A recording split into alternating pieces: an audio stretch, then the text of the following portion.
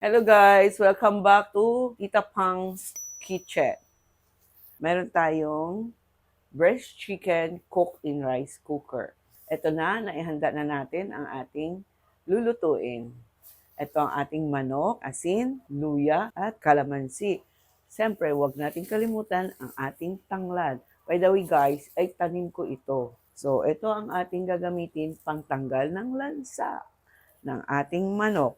Meron tayong tubig sa planggana, siyempre. Gagawin natin, ipiga lang natin dito sa tubig, lahat itong kalamansi, at dito natin ilamas ang ating manok. Ito ang ating unang gagawin. Magpiga tayo ng kalamansi. Ayan guys, kalamansi. Siyempre, isama natin ang luya. Ayan. Pandagdag din tong balat ng kalamansi at asin. At lagyan natin ng tanglad. Ayan guys. Cut natin lang ng konti. Tsaka natin ilalagay ngayon dito ang manok. Ayan. Nahugasan na pala ito guys. Ayan. Ilalagay na natin dito sa planggana na mayroong mga luya, kalamansi, asin, tanglad. Ibabad natin dito.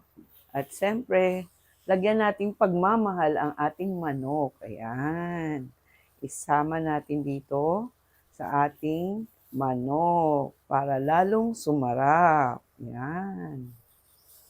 Ayan. Meron tanglad. Ito yung pang tanggal ng ating lansa. Ayan guys. Saka sinama natin ang balat ng kalamansi. Yan ay dagdag pabango sa ating manok. Ayan guys. Pansin nyo guys. Nakakatanggal talaga ng lansa. Ayan, naisama-sama na ang lahat. Ibabad muna natin siya guys sa ating tubig na ginawa. At magpapakulo muna tayo ng tubig habang nakababad ang ating manok. Guys, ito na yung ating binabad na manok. Meron na tayong hot water. Binabad natin sa 5 to 10 minutes. At tatanggalin na natin dito sa ating pinagbabaran pala natin ng tubig na mayroong kalamansi at luya, tanglad, asin. Yan guys. At ating alisin na siya sa pinagbabaran dahil lagyan na natin siya ng hot water. Dagdag tanggal ng lansa. Okay? Ayan na guys ang ating manok. Guys, ito na yung ating manok. Ating ilagay ulit dito sa planggana. Guys, ito na yung ating manok. Atin na siyang busa ng mainit na tubig. Meron na tayong mainit na tubig guys. Lalagyan natin ng hot water pang tanggalan sa. Ayan guys. Ito na ngayon yung ating manok na binuhusan ng mainit na tubig. I-drain ulit natin ang ating tubig na mainit. Guys, ito na yung ating manok. Na i-drain na natin yung hot water. I-mix na natin dito sa ating sauce. Gagawa na tayo ng ating sauce. So, ito ay mantika, kalamansi, oyster sauce, brown sugar, asin, garlic powder.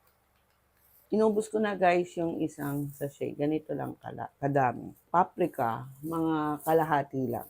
So, okay na yan. Dagdag natin konti. Lagyan natin ng tomato paste. Hindi natin uubusin ito guys. 1 teaspoon lang. Okay? At meron tayong ketchup. Di rin natin uubusin ito. Kalahati lang guys.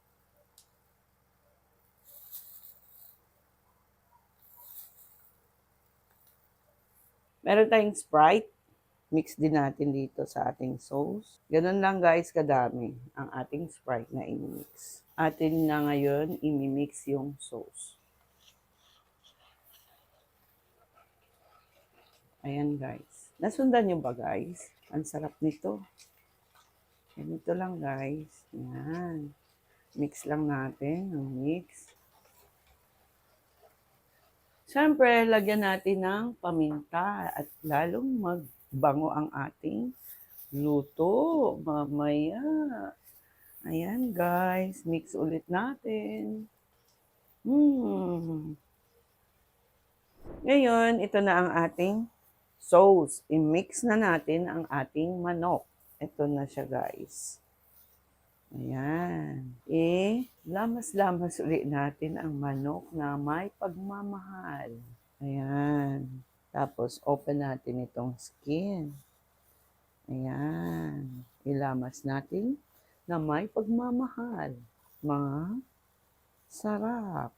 Medyo open natin yung skin, guys. Ayan. Lamas-lamas konti. Guys, ito na yung ating manok. So, lulutuin na natin. Ilalagay na natin dito sa rice cooker.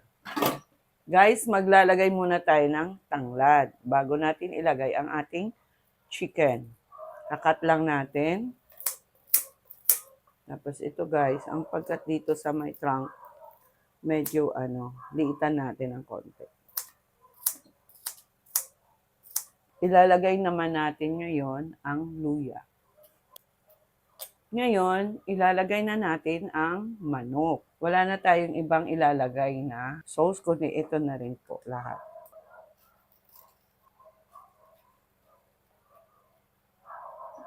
Isama natin ang ating sauce.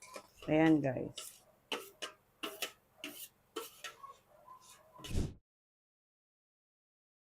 Guys, i-on na natin. Wait natin for 30 minutes to 40 minutes. Guys, once nag-pop up ng ating rice cooker, check na rin natin. Luto na.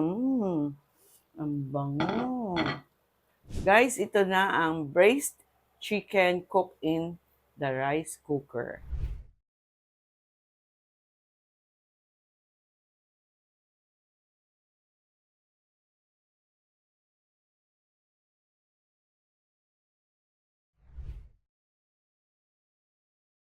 Tikman natin, guys.